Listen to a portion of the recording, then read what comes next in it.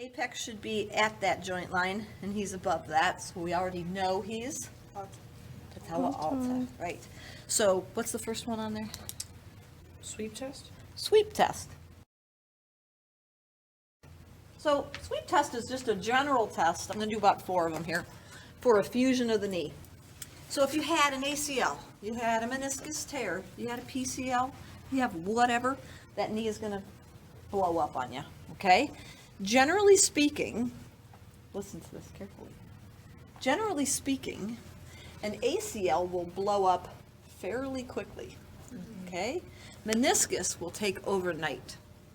So if I have an ACL that I'm suspecting and it happened out on the lacrosse field, come in, finish the game, put stuff away, I look at my athlete an hour later, they're going to be pretty swollen.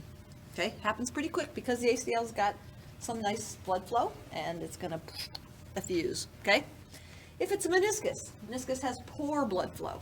So by the time that blood flow gets working in there and you get some synovial fluid that starts to collect, it's probably going to take overnight.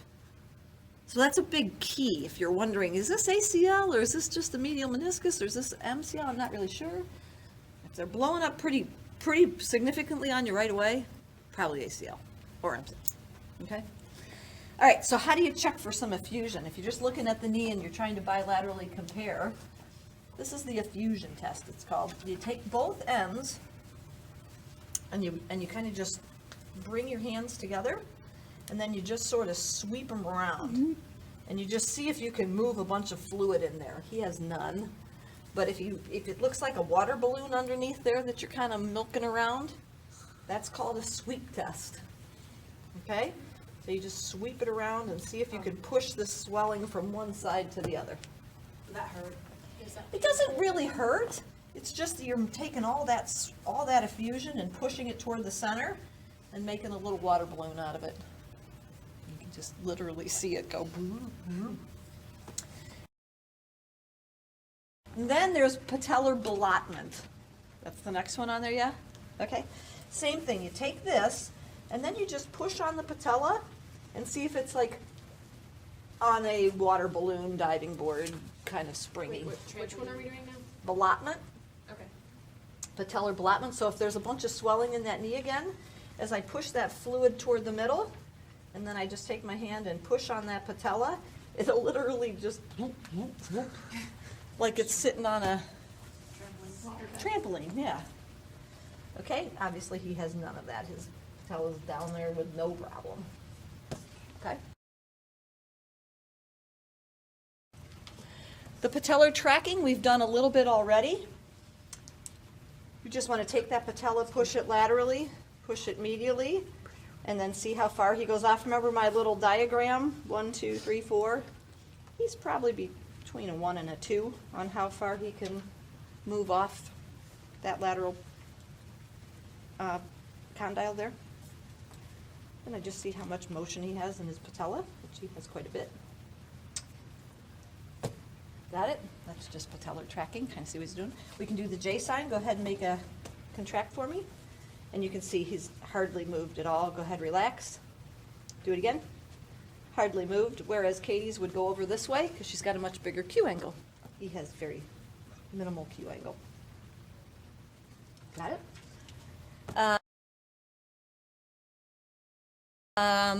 Grind test. Is that on there? Yeah. Okay, grind test everybody in the world hates. I'll let you know right now. All right, take the web spacing of your hand, and I'm going to take it right on the base of that patella, and I'm going to take that patella and I'm going to inferiorly glide it and kind of push it into the condyles a little bit. Cam's already going, no. And then, that doesn't feel too bad, right? I'm going to say, contract your quad. He has no problem. Even Adam will probably not like this. So relax again. I'll do it one more time. Web space. Push inferior and posterior at the same time. Have them make an active contraction of the quad. And if they have any kind of degenerative changes back there, it goes.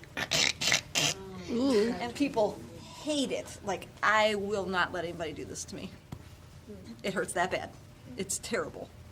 That's called a patellar grind. So if you grind, it's positive. You have nothing. You have some loosey-goosey patellas, but zero patellofemoral issue, which is nice. Yeah.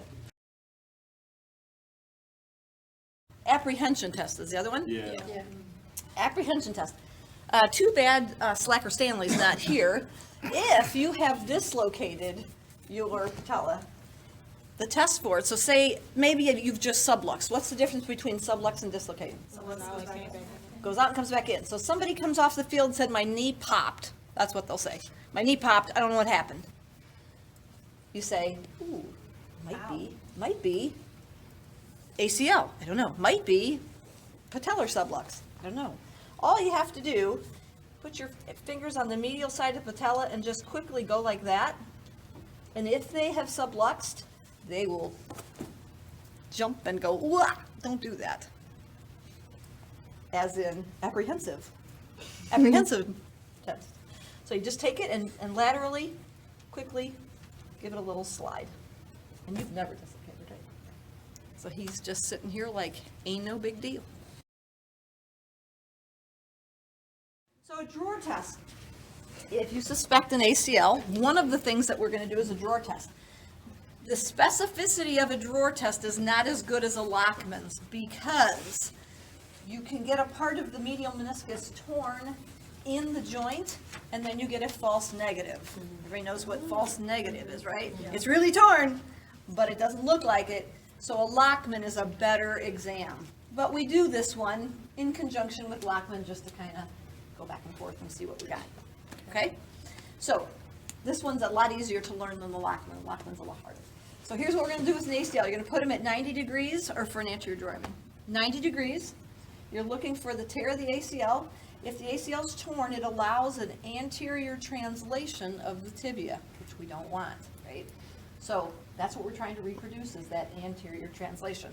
So I'm literally going to sit on her foot to stabilize the distal end, and then I'm going to be pulling straight toward myself with an anterior drawer, like you're pulling a drawer out of a dresser.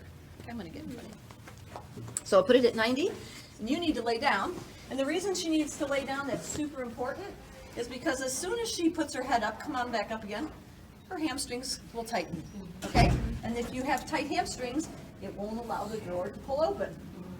Got that? So she has to lay down. So they always want to look. Don't allow them to look. Lay down. Okay, so I'm going to sit on her. I'm going to make sure her knee's nice and straight, her foot's straight. I got to find my landmarks, okay? Find that tibial plateau. There it is. There's my joint line, right? So I go right up to that tibial plateau. I make sure her hamstrings are relaxed. I always just kind of go like that and make sure your hamstrings are relaxed.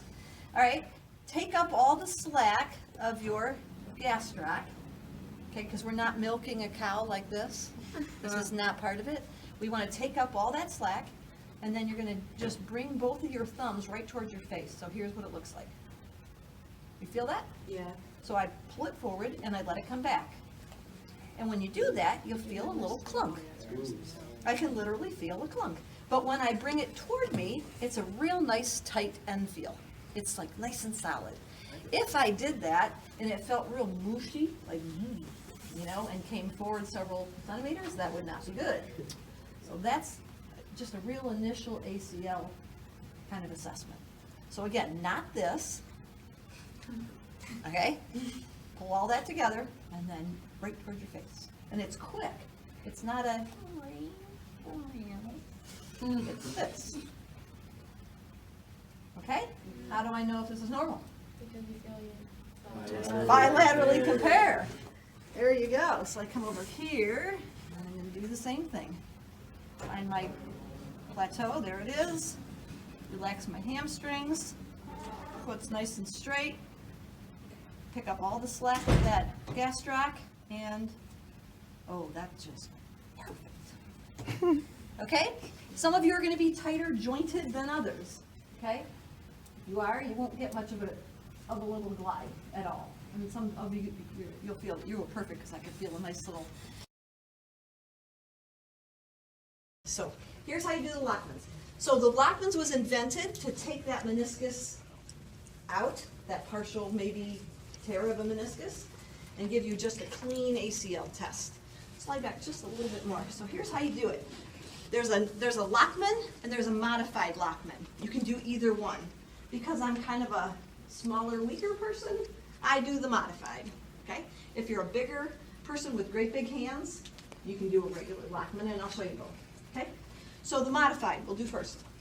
What I do is I put my knee underneath there, which puts her knee at about a 20 to 30 degree angle, okay? The concept's the same. You're trying to displace the tibia anteriorly underneath that femur, right? So I'm gonna stabilize the femur. So all this hand is doing is pushing the femur into my femur. Got it? Then I grab this tibia, go up as proximal as I can, find that plateau, come right down around that tibial tuberosity, get a nice big handle on it, get her to relax, and then I'm just going to pull it forward. Are you watching the gym? And when I pull it forward, it's going straight toward the ceiling. Could everybody see the motion there? Okay? And I feel that and feel. Again, feel the click. Click, click, click, click, click. So this is ACL, PCL. ACL, PCL. Okay? It's kind of quick, a little bit jerky to it. Again, you've got to grab all that tissue. Don't just milk the cow here. All right? And here's the problem when I go, I'm going to go to the other side here. When I go to this side, because this thumb just doesn't work so great anymore, for me to grab, and I might be able to do hers, but for me to grab, you can see the problem I'm having. I just can't grab that with strength anymore. I got it. I got it. If you were any bigger, I wouldn't get it. So for some of my big football guys, I have a hard time. That was the modified. That's the modified, okay? The true Lockman is just doing the same thing without your knee underneath. So you have to be able to grab this whole thing. You can see I'm struggling with this hand already. You grab the whole femur, you grab the tibia, relax. See how hard it is to relax when I'm not underneath you? Yeah, I did. So you really have to get people to relax, and then it's just this. But I You can't feel the feel as difference. much, yeah. I can't do it because my hands are not that big or strong.